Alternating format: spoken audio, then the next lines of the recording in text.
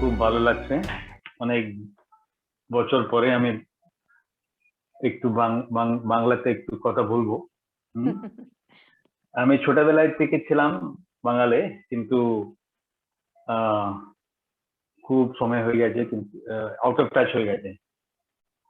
ইয়ে আমাকে বাংলা খুব ভালোবাসি, আমি বাংলা কথা বলতে बहुत, है ना।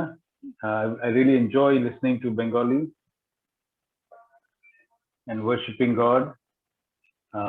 बहुत मुझे अच्छा लगता है। I feel very happy and pleased. So let's look at. I want to share the God's word now.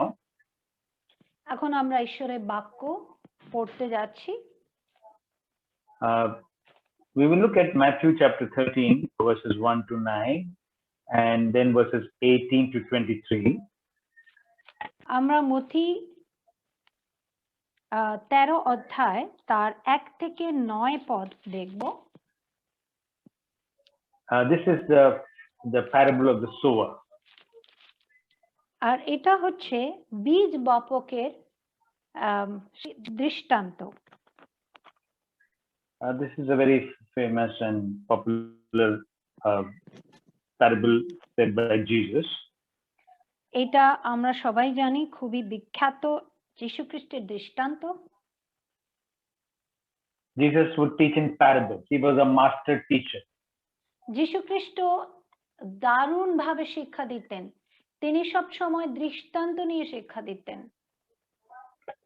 That is a common way, a method of teaching in those days.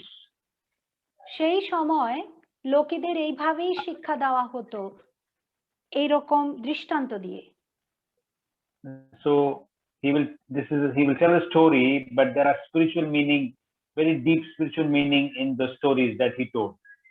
যীশু খ্রিস্ট যখন কোনো গল্প দিয়ে বোঝাতেন, সেই গল্পের মধ্যে লুকানো অনেক নিগূঢ় তত্ত্ব ছিল। So this let's read. Can I ask me to read from verses 1 to 9, Matthew 13, 1 to 9. 1 থেকে 9 পদ আমরা পড়তে পারি। সেই দিন যীশু গৃহ হইতে বাহির হইয়া গিয়া সমুদ্রের কূলে বসিলেন, আর বিস্তর লোক তাহার নিকটে সমাগত হইল। তাহাতে তিনি একখানি নৌকায় উঠিয়া বসিলেন এবং সমস্ত লোক তীরে দাঁড়াইয়া রহিল। তখন তিনি দৃষ্টান্ত দ্বারা তাহাদিগকে অনেক কথা কহিতে লাগিলেন। তিনি কহিলেন, দেখো, বীজ বাপক বীজ বপন করিতে গেল। বপনের সময় কতক বীজ পথের পাশে পড়িল, তাহাতে পক্ষীরা আসিয়া তাহা খাইয়া ফেলিল। আর কতক বীজ পাষাণময় ভূমিতে পড়িল, যেখানে অধিক মৃত্তিকা ছিল না। তাহাতে অধিক মৃত্তিকা না পাওয়াতে তাহা শীঘ্র অঙ্কুরিত হইয়া উঠিল, কিন্তু সূর্য উঠিলে পর পুড়িয়া গেল এবং তাহার মূল না থাকাতে শুকাইয়া গেল। আর কতক বীজ কাটা বনে পড়িল, তাহাতে কাটা গাছ বাড়িয়া তাহা চাপিয়া রাখিল। আর কতক বীজ উত্তম ভূমিতে পড়িল ও ফল দিতে লাগিল, কতক 100 গুণ, কতক 60 গুণ ও কতক 30 গুণ। যাহার কান থাকে সে শুনুক। Thank you. So this is a parable, as I said, of the sower, the farmer who went out to sow his seeds. তো এই দৃষ্টান্তটা হচ্ছে কৃষকের দৃষ্টান্ত, যে বীজ বপন করার জন্য বেরিয়েছিল। Now the seed here is God's word. আর এখানে যে বীজ আছে সেটা হচ্ছে ঈশ্বরের বাক্য। Every time you hear the word of God, remember this is God's seed, which He is sowing into our lives.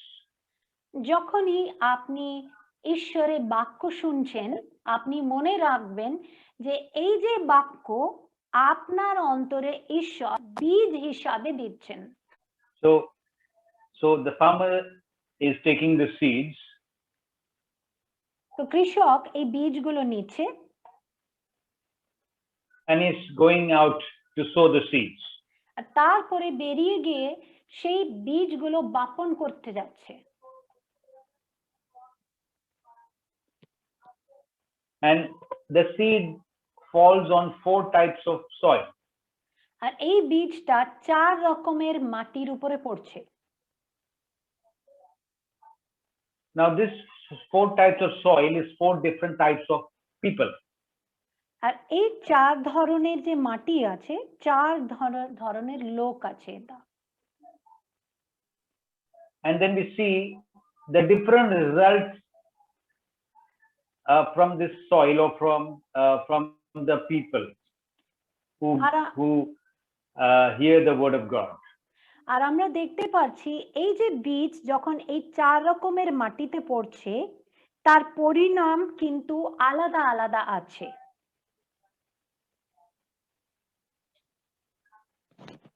Now we see in Hebrews 4:12. ইব্রিয় তার 4 অধ্যায় 12 পদ যদি আমরা পড়ি, For the word of God is alive and active, sharper than any double-edged sword.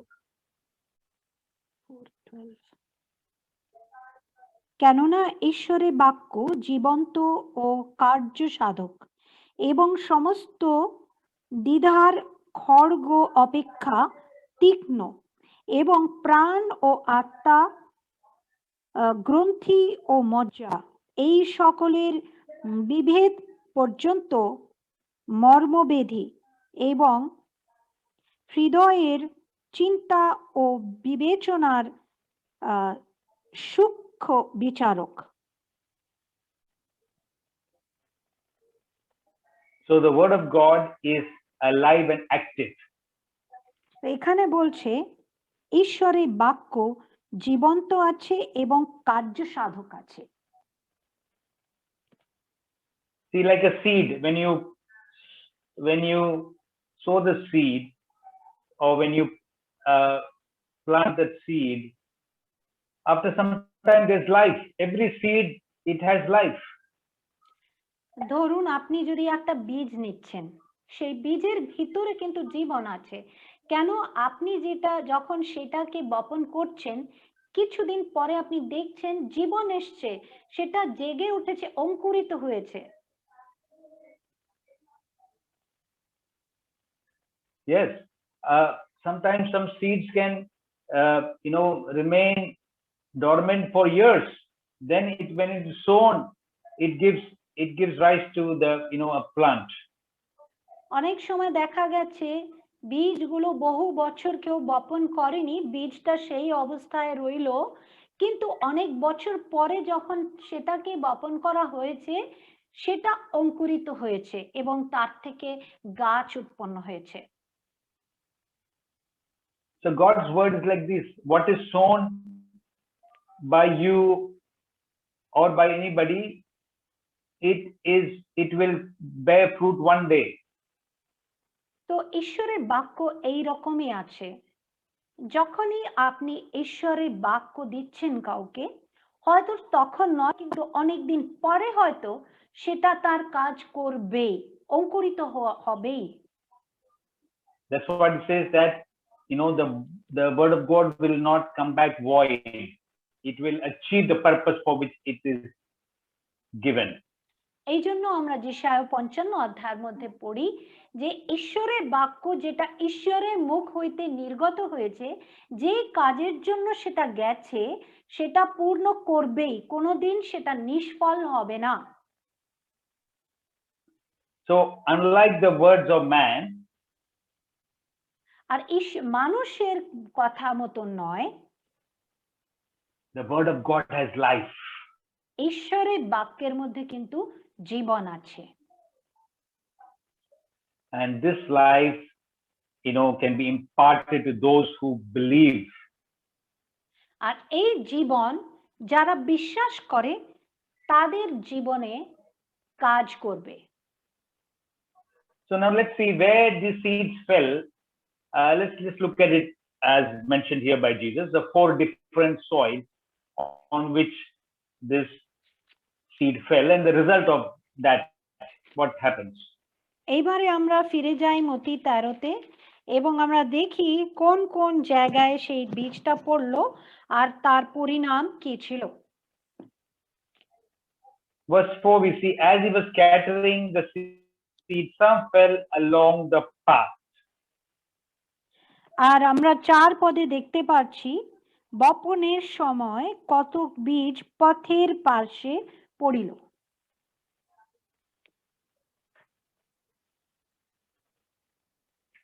And the birds came and ate it up.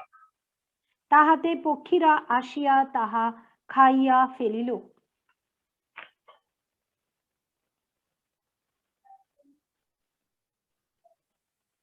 Now we'll look at 19, where Jesus explains. This is a rare parable where Jesus gives an explanation of this also.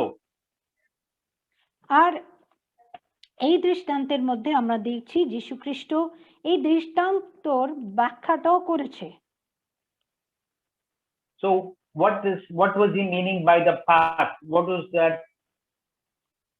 was the path on which the seed fell? What was that soil? What was he trying to explain? প্রভু যীশু যখন বলেছেন পথে পার্শ্বে পড়েছে, তো এই পথটা কি? প্রভু যীশু কি বলতে চাইছেন?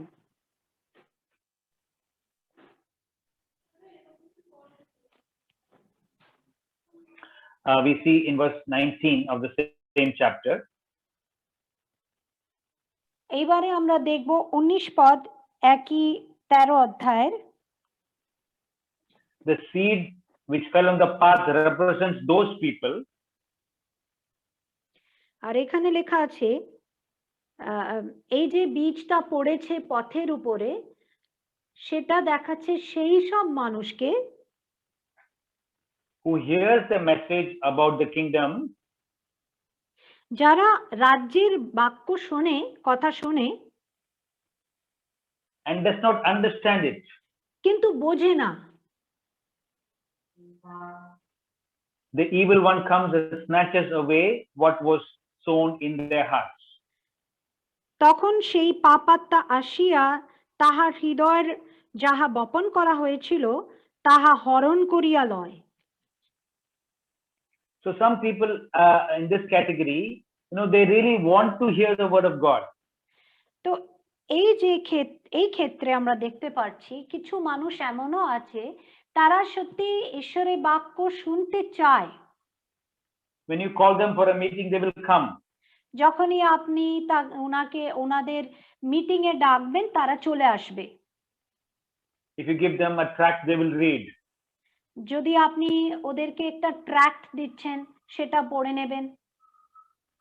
Every day they may be seeing some message on the television, or they may be listening to some other message. হতে পারে টিভিতে তারা ঈশ্বরের কোনো বাক্য শুনছে বা অন্যভাবে ঈশ্বরের বাক্য ওদের কাছে যাচ্ছে। But they're not able to understand the gospel. কিন্তু এর পরেও কিন্তু সুসমাচার কি সেটা তারা বুঝতে পারছে না। So I was really thinking, why is this like that? আমি ভাবছিলাম এটা এরকম কেন? So I then remembered 2 Corinthians 4:4.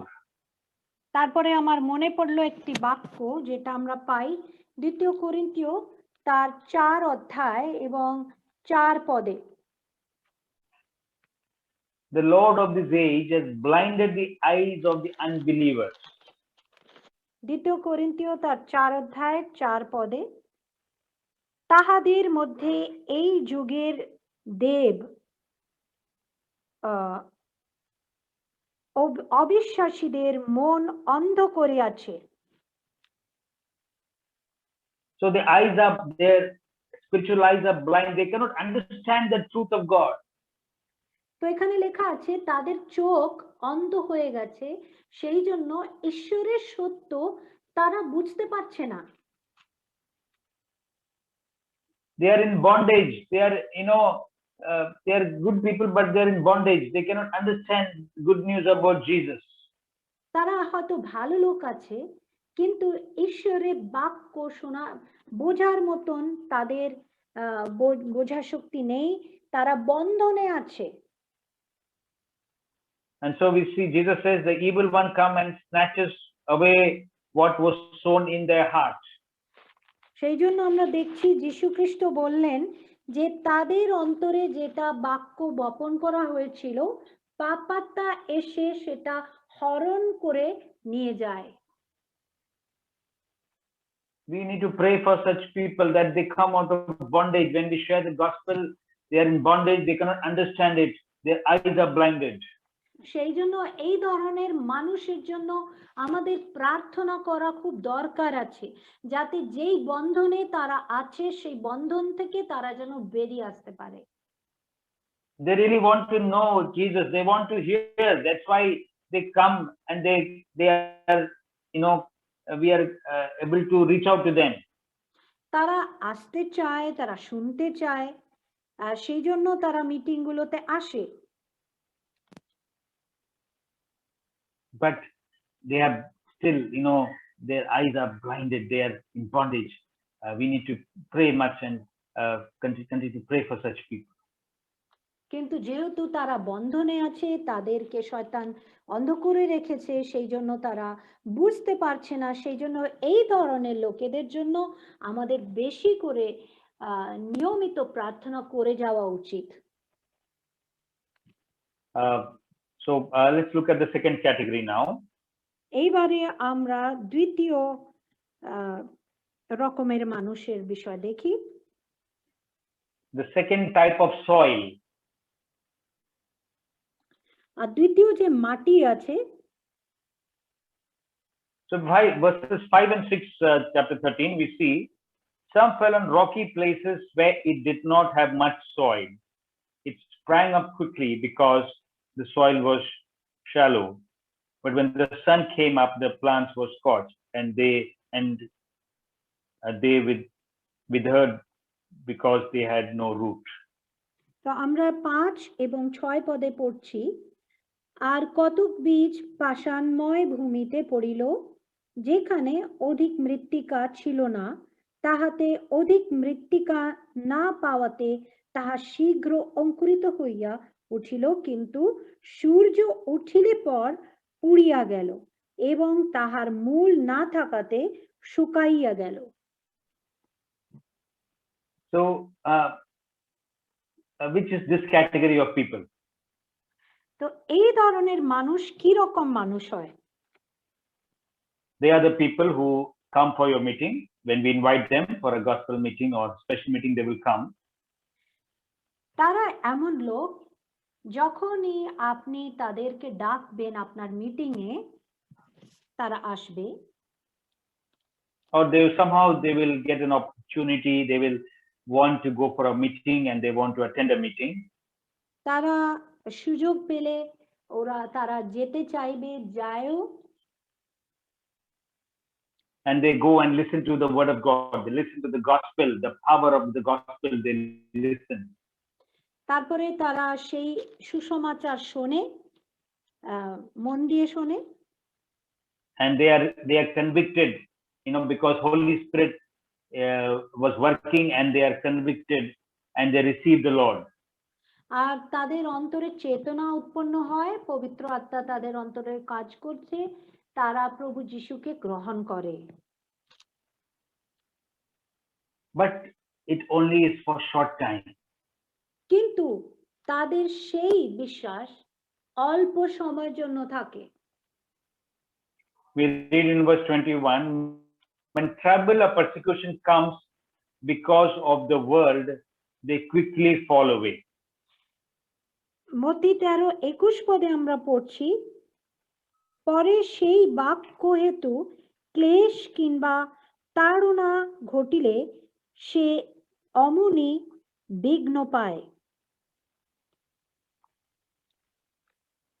And we just read earlier that they had no root. Their faith had no root. আর আমরা যেমন আগে পড়লাম যে তাদের বিশ্বাস যেটা আছে তার কোনো মূল ছিল না। Friends, we need to, once we receive Jesus and when we know him, we need to go deeper into our faith. আমার প্রিয় বন্ধুরা, যখনই আমরা প্রভু যিশুকে গ্রহণ করি, আমাদের বিশ্বাসে আমাদেরকে আরো গভীরে যেতে হবে। There are 4 important things that is necessary for going deeper in God. ঈশ্বরেতে আরো গভীরের মধ্যে যাওয়ার জন্য 4টি খুব দরকারি বিষয় আছে। Prayer and fasting. সেটা হচ্ছে প্রার্থনা এবং উপবাস, Scripture reading and meditation, ঈশ্বরের বাক্য পড়া এবং ঈশ্বরের বাক্যের উপরে ধ্যান করা বা মনন করা, witnessing, অন্যদের কাছে সাক্ষ্য দেওয়া বা ঈশ্বরের বাক্য, ঈশ্বরের সুসমাচার প্রচার করা, and fellowship. এবং সহভাগিতা। This is important that you are meeting every Sunday. We cannot meet physically, but you are meeting through this Zoom platform. এখন বর্তমানে আমরা স্বাভাবিক শারীরিকভাবে কোনো জায়গায় মিলিত হতে পারছি না, কিন্তু এইভাবে যে আমরা জুম মিটিং এর মধ্যে দিয়ে মিলিত হচ্ছি, এইটা একটা সহভাগিতা। The Christian faith, we cannot, have these roots automatically. এই যে খ্রিস্ট বিশ্বাস আছে, প্রভু যিশুর উপরে বিশ্বাস করার সঙ্গে সঙ্গে বা প্রভুকে গ্রহণ করার সঙ্গে সঙ্গে আমাদের মূল নিজে থেকে চলে আসবে না, যে শিকড় আছে সেটা চলে আসবে না।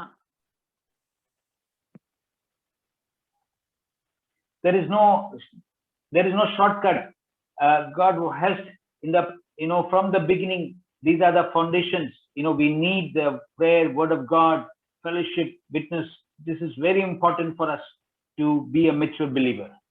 আমরা এটা না মনে করি যে প্রভু যিশুর মধ্যে বৃদ্ধি পাওয়ার জন্য আমি কোনো শর্টকাট ভাবে আমি খুব সহজে অনেক কিছু পেরিয়ে গিয়ে আমি অনেক বড় বিশ্বাসী হতে পারবো, এমন আমরা না মনে করি। কেন কি? এইগুলো হচ্ছে ভিত্তিমূলক বিষয়, যেটা আমাদের ঈশ্বরের কাছে প্রার্থনা করতে হবে, ঈশ্বরের বাক্যতে আমাদের গভীরে যেতে হবে, আমাদের সহভাগিতা থাকতে হবে, আমাদের সাক্ষ্য বহন করতে হবে।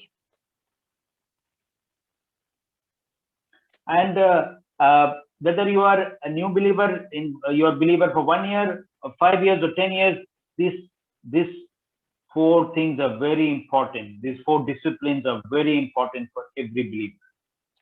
তো আপনি হয়তো 1 বছর প্রভু যিশুকে জেনেছেন, নাহলে হয়তো 5 বছর জেনেছেন, হয়তো 10 বছর জেনেছেন, বা তার থেকে বেশি জেনেছেন।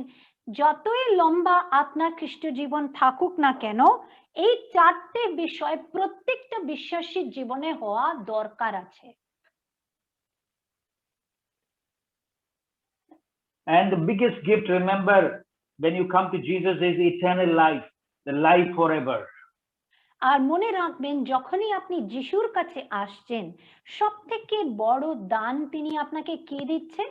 অনন্ত জীবনের দান। Life forevermore. Our name is written in the book of life.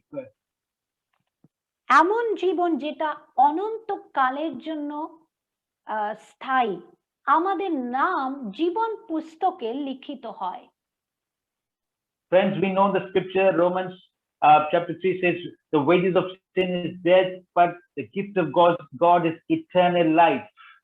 আমরা জানি রোমিও 3 অধ্যায় 23 পদে কি লেখা আছে, যে পাপের বেতন মৃত্যু, কিন্তু প্রভু যীশু খ্রিস্টের মধ্যে দিয়ে আমরা অনন্ত জীবনের উপহার পেলাম। So God saved us from the eternal death and gave us eternal life. তো ঈশ্বর কি করেছেন? তিনি আমাদের অনন্তকালের মৃত্যু থেকে তিনি উদ্ধার করেছেন এবং অনন্তকালীন জীবন প্রদান Many করেছেন। people don't understand that. Yes, অনেকেরা এটা বুঝে না। this is the greatest gift that we have received from God. আমরা ঈশ্বরের কাছ থেকে সব থেকে বড় কি পেয়েছি? অনন্ত জীবন। You know, some people come to God for a benefit, for a healing or a financial help, and as they receive it, and then they after some time they forget that blessing and they go away. আর কিছু মানুষ শুধুমাত্র কিছু পাওয়ার জন্য ঈশ্বরের কাছে আসে। হয়তো তাদের কোনো অসুখ হয়েছে, রোগ থেকে মুক্তি পাওয়ার জন্য তারা আসে, বা তাদের কোনো আর্থিক সংকট আছে, সেই আর্থিক বিপদ থেকে মুক্ত হওয়ার জন্য তারা আসে। কিন্তু কি হয়, কিছুদিন পরে যখন তারা সবকিছু পেয়ে গেল, তারা ভুলে যায় যে ঈশ্বর তাদের জন্য কি করেছিল, তারপরে তারা নিজের পথে চলে যায়। So this is the second category. No root. There's no root in their lives. No spiritual root in their lives. এটা হচ্ছে দ্বিতীয় ধরনের মানুষ, যাদের জীবনে কোনো শিকড় নেই, কোনো গভীর মূল নেই।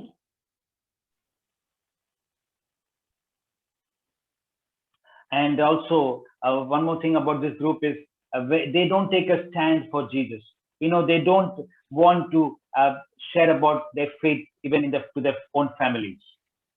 আর এই ধরনের মানুষের আরেকটি লক্ষণ কি বলি, সেটা হচ্ছে তারা নিজের পরিবারকে পর্যন্ত যীশু খ্রিস্টের কথা বলতে চায় না, সাক্ষ্য বহন করতে চায় না।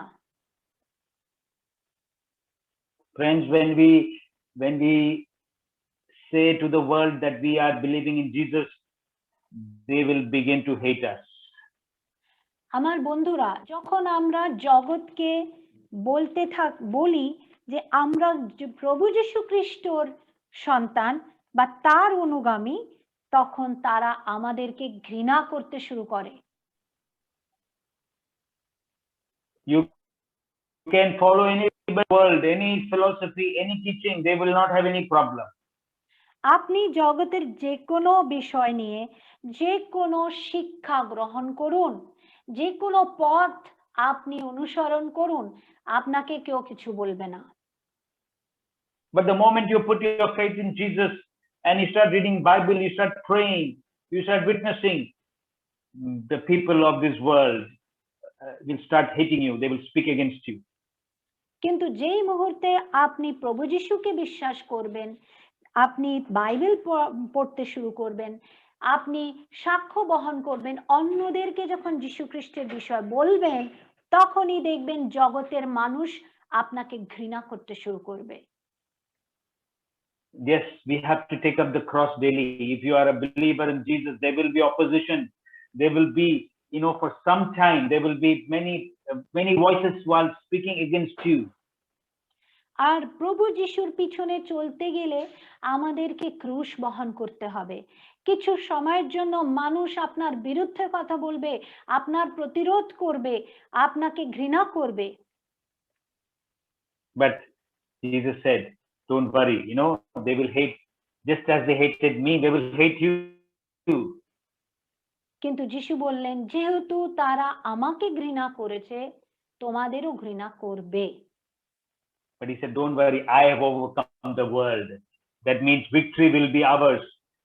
They will all go back. They will be unsuccessful, but we will be victorious in our Christian life.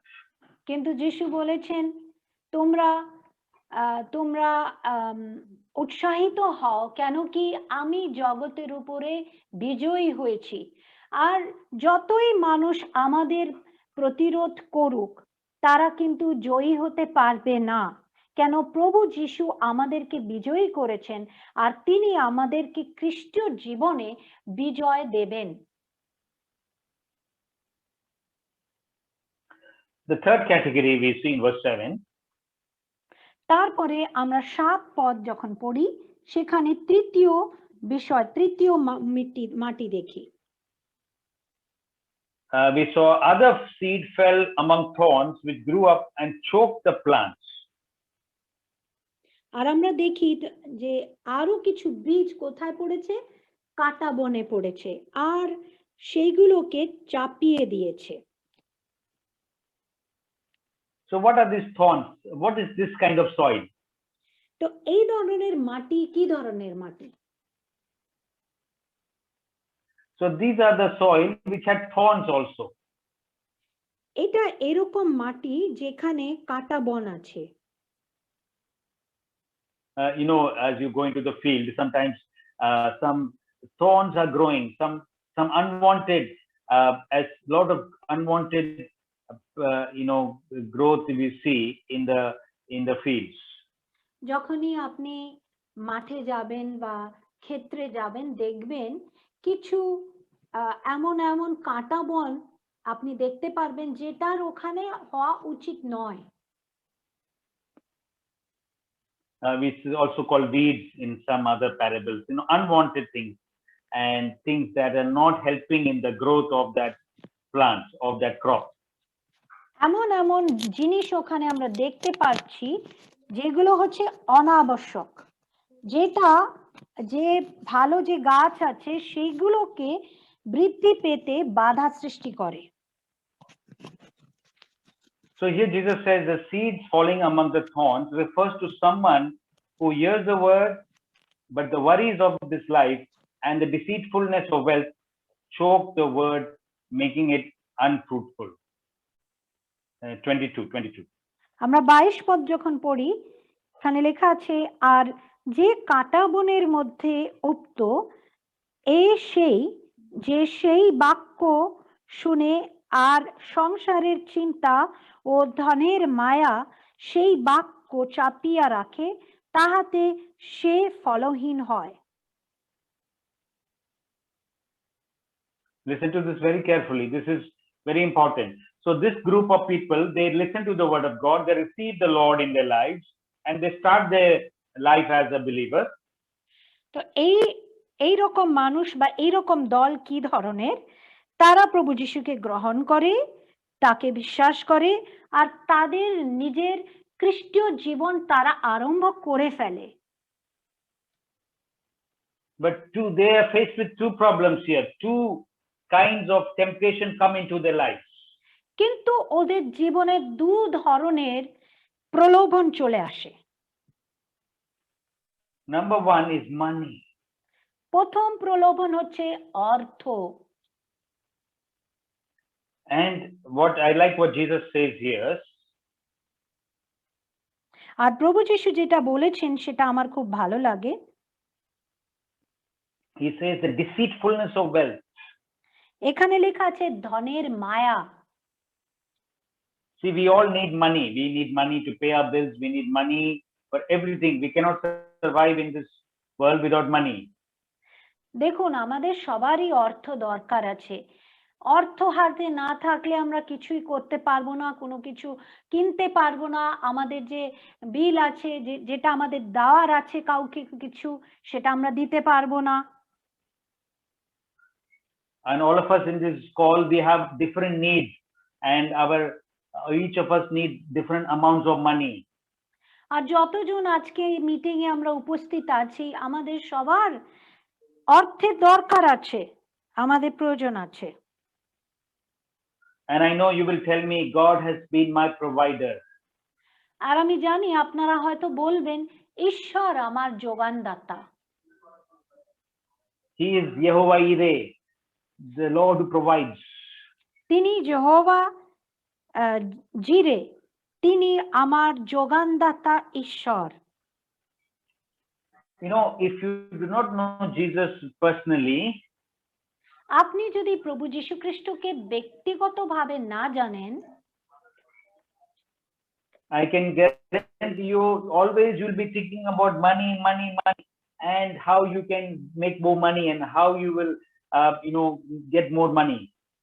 আপনি সব সময় ভাবতে থাকবেন পয়সা নিয়ে। আপনি ভাববেন কি করে আরো পয়সা ইনকাম করা যাবে, পয়সা পয়সা পয়সা পয়সা, এইটা নিয়ে আপনার মাথার মধ্যে সারাক্ষণ ধরে চিন্তা ঘুরতে থাকবে। That's why Jesus said you cannot serve the Lord and you cannot serve mammon, God and mammon. You cannot serve God and mammon. Mammon is money. যীশু খ্রিস্ট এই কারণে বলেছেন যে দুটো কর্তাকে আমরা সেবা করতে পারি না, ঈশ্বর এবং অর্থকে আমরা And First সেবা করতে Timothy, পারি না। yes. আর প্রথম থিমোথীয় And 1 Timothy 6:10. প্রথম থিমোথীয় 6:10 আমরা দেখতে পারি,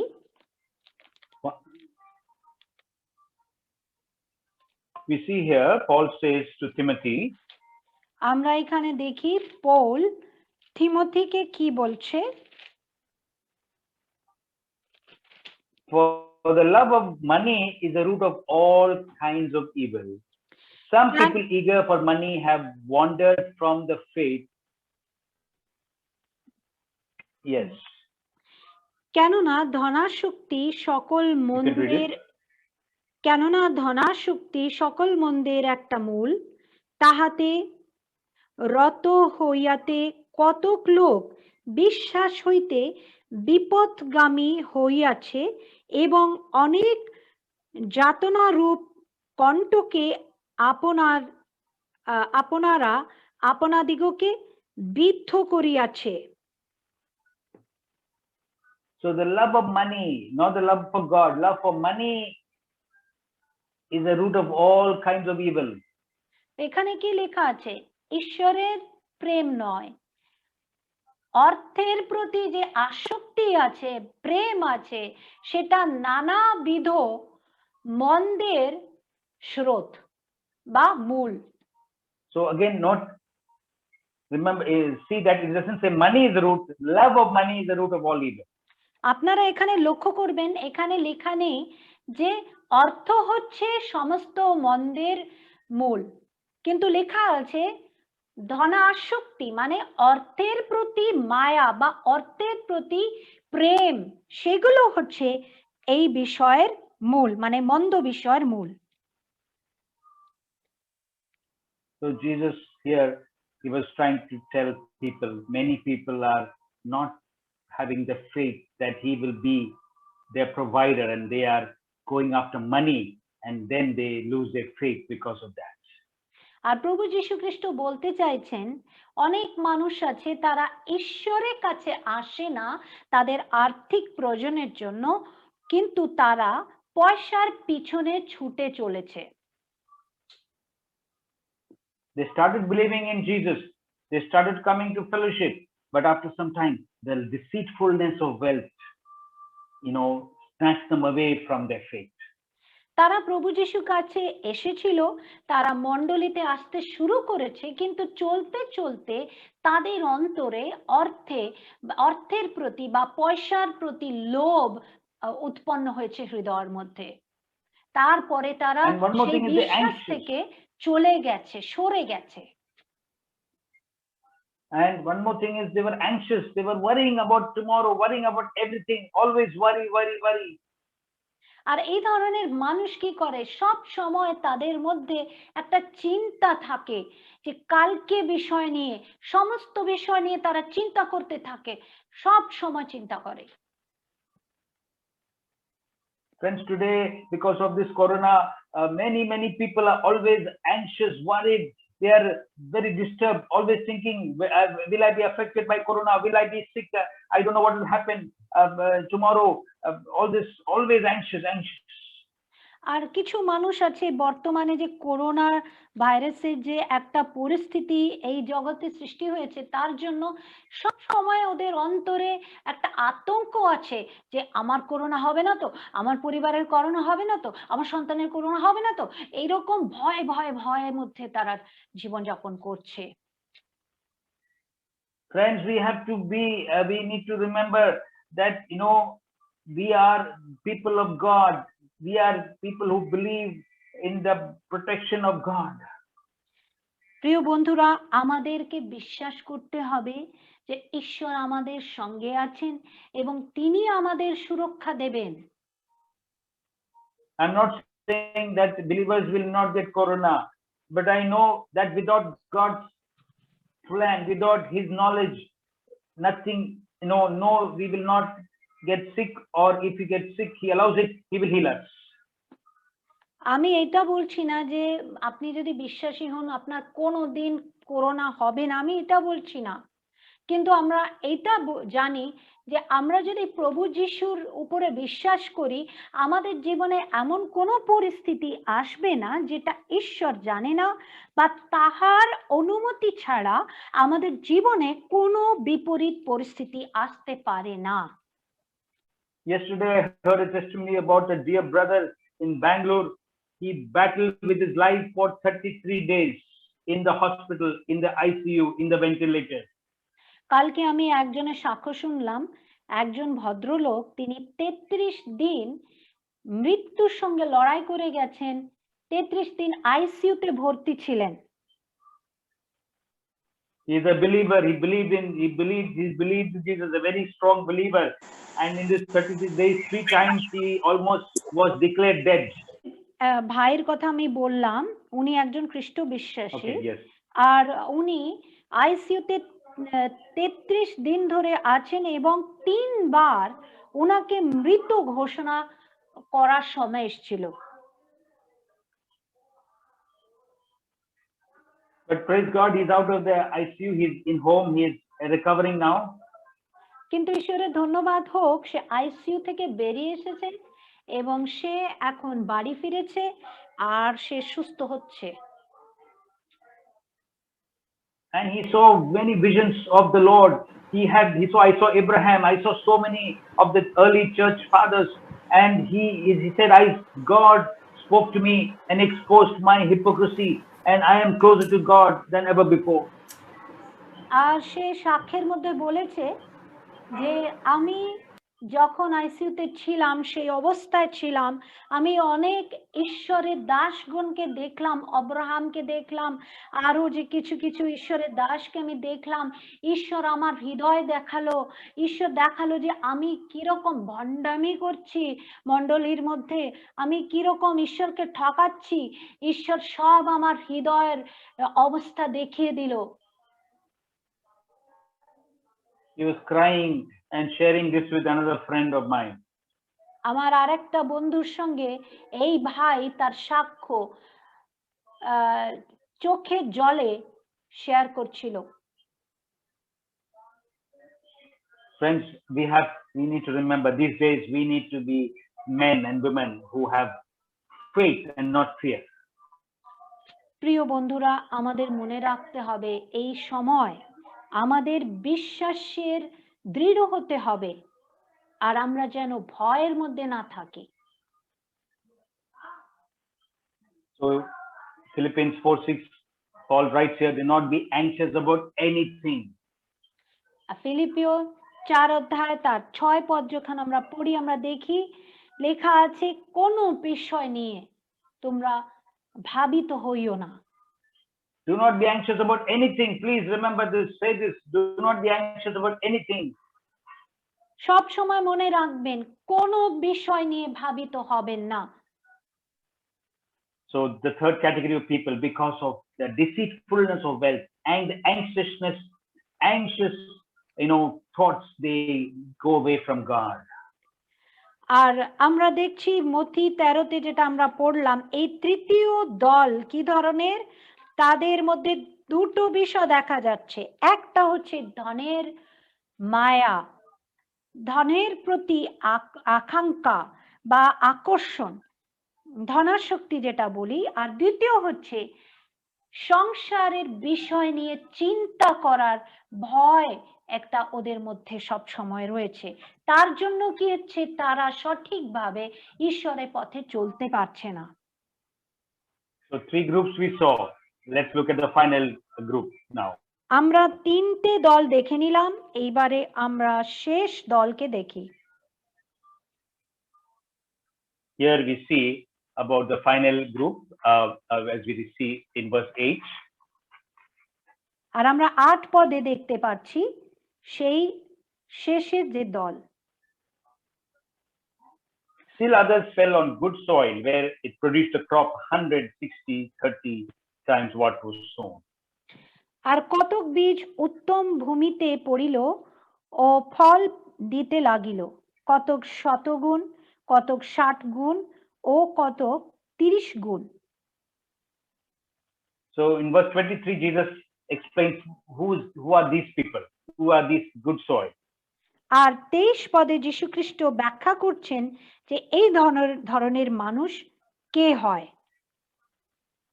So here we see, he says, but the seed falling on good soil refers to someone who hears the word, understands it. This is the one who produces a crop yielding 100, 60, and 30 times what was sown.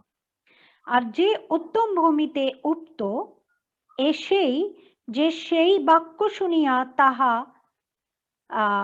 বুঝে সে বাস্তবিক ফলবান হয় এবং কতক 100 গুণ, কতক 60 গুণ ও কতক 30 গুণ ফল দেয়।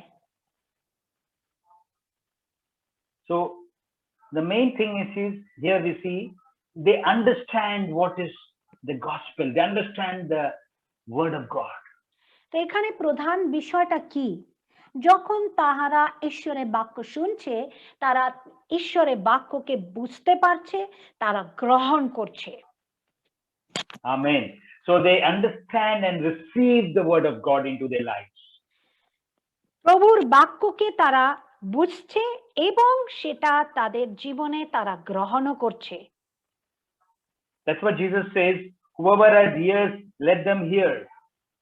সেই জন্য যীশু খ্রিস্ট বললেন, যাদের Verse 8. কান আছে, 8 পদে লেখা আছে, যাহার কান থাকে সে শুনুক।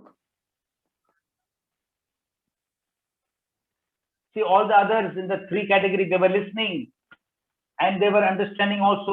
Only the first category did not understand, the others understood, but they could not continue that faith in Jesus. তো আমরা দেখছি যে 3টে যে দল ছিল এর আগে, তার মধ্যে প্রথম দল ঈশ্বরের বাক্য শুনেও কিন্তু বুঝতে পারেনি। দ্বিতীয় দুটো দল যেটা ছিল, তারা ঈশ্বরের বাক্য শুনেছে এবং তারা বুঝতে পেরেছে। But they could not follow it up. They could not continue for for the reasons I told you. কিন্তু তারা সেই বিশ্বাসের জীবনে এগিয়ে যেতে পারলো না। কোন কোন কারণে? সেই কারণগুলো আমি আপনাদের কাছে বিশ্লেষণ করে নিলাম। These people also faced the same temptation, but they overcame all those temptations and all those hindrances, and they continued believing and trusting God. যারা সেই লোক যাদেরকে প্রভু যীশু বলেছিলেন যারা উত্তম ভূমিতে উক্ত, তারা কেমন লোক? তাদের জীবনেও কিন্তু নানা রকম প্রলোভন, নানা রকম বাধা, নানা রকম বিঘ্ন এসেছে, কিন্তু সেই সমস্ত তারা অতিক্রম করে গেছে এবং বিজয়ী জীবন যাপন করছে। And then they were not only listening and allowing the seed to grow in their life, the seed to grow in their life. তারা শুধুমাত্র বাক্য শোনেনি, তারা সেই যে বীজটা অঙ্কুরিত হয়েছে সেই বীজটাকে গাছ হওয়ার জন্য তারা অনুমতি দিয়েছে তাদের জীবনে। Yes, they are now they are becoming blessing for others. এইবারে এদের জীবন দ্বারা কি হচ্ছে? এরা অন্যের জন্য আশীর্বাদ হয়ে যাচ্ছে। Jesus said, I have chosen you that you may bear much fruit. প্রভু যীশু বললেন, আমি তোমাদেরকে মনোনীত করেছি যাতে তোমরা অনেক ফল উৎপন্ন করতে পারো। So now they have the word of God in their life, they are strong in the faith, and now they are becoming a blessing for others. They are also, through their lives, others are coming to faith in Jesus. তো তারা প্রভু যীশুর বাক্য গ্রহণ করেছে, বিশ্বাস করেছে এবং এইবারে তারা অন্যের জন্য একটা আশীর্বাদ হয়ে গেছে, আর তাদের কাছে অনেক মানুষ আসছে। Sometimes when the same seed, sometimes we see the same seed, you in the same condition you plant in different pots, the size of that will be different. And some will be very big, some will be medium, some will be some will be very short. আপনারা এটা পরীক্ষা করে দেখতে পারেন, যদি একই ধরনের বীজ আপনি 4টে টপের মধ্যে আপনি যদি বপন করেন বিভিন্ন মাটির মধ্যে, আপনি দেখবেন তার ফল আলাদা হবে। একটা গাছ হয়তো খুব লম্বা হয়ে উঠেছে, একটা ছোট হয়েছে, একটা শুষ্ক হয়েছে, একটা অন্য ধরনের দেখা যাচ্ছে। Spiritually also, all of you in this fellowship, you are getting the same word of God every week, and other times also during the week, and some of you are growing, some of you are not growing so much, but God wants all of you to be fruitful. আর ওইভাবেই এই যে মণ্ডলীতে যতজন আছে, আপনারা সাপ্তাহিকভাবে বা সপ্তাহের মধ্যেখানেও আপনারা বিভিন্নভাবে একই রকম ঈশ্বরের বাক্য, একই বাক্য পাচ্ছেন, কিন্তু আপনাদের জীবনে তার প্রতিফল বা তার ফল আলাদা আলাদা দেখা যাচ্ছে।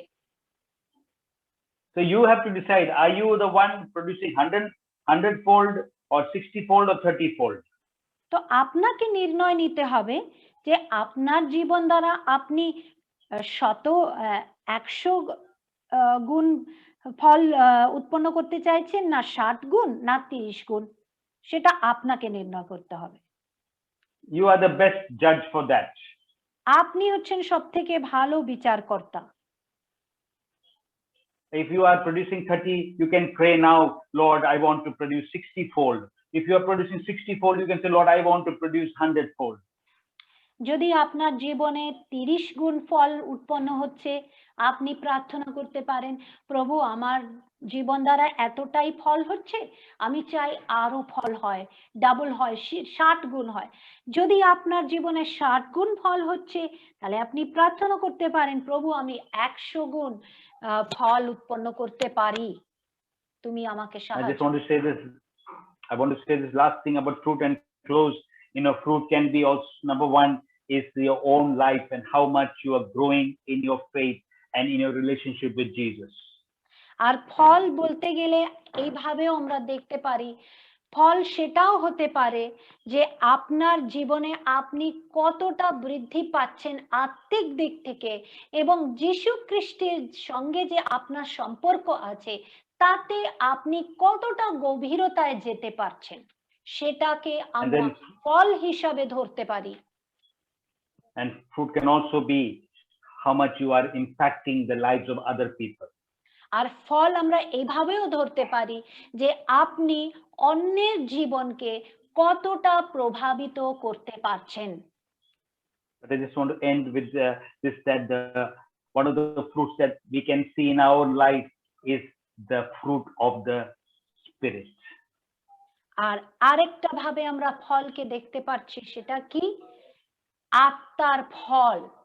এইগুলো আমাদের জীবনে আছে কিনা আমরা দেখতে পাচ্ছি। Galatians 5:22, I'm not going to that, but sometimes I think I'm sure you heard message about the 9 qualities of this one fruit that every believer should have. আর আপনারা হয়তো আগেই শুনেছেন গালাতীয় 5:22 পদে যেটা আমরা পাই, 9টি ফল, আত্মার 9টি ফলের বিষয় সেখানে লেখা আছে, যেটা প্রত্যেকটা বিশ্বাসীর জীবনে থাকা উচিত। May God bless you all and let each one of you produce these 30, 60 and 100-fold fruit in your life. ঈশ্বর আপনাদের সবাইকে আশীর্বাদ করুন, আর আপনাদের জীবনে যেন 30 গুণ, 60 গুণ এবং 100 গুণ, 100 গুণ ফল উৎপন্ন হয়।